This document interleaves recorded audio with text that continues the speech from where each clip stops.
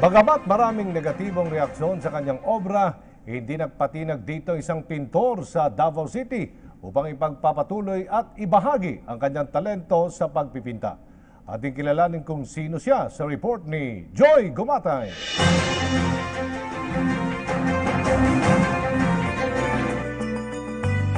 Nakakapukaw atensyon ang matitingkad na kulay ng mga artworks na ito na sumasalamin sa yaman at ganda ng tradisyonal na musikang Pilipino.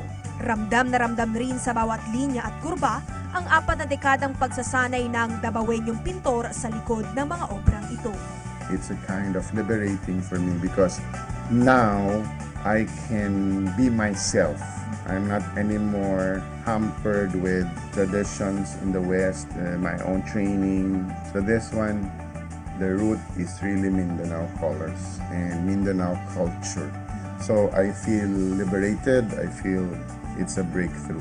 Bilang isang pintor, tanggap ni Sekuya na hindi lahat ng tao ay makukuha ang mensahe at magbibigay ng pagpapahalaga sa kanyang mga gawa. Sa katunayan, hindi lilipas ang isang art exhibit na wala siyang natatanggap na negatibong kritisismo. Pero hindi niya hinahayaang makaapekto ang mga ito sa patuloy na paglago ng kanyang karanasan at kaalaman sa larangan ng abstract art. Well, if I did my best, I don't care about people criticizing my work. I know my purpose.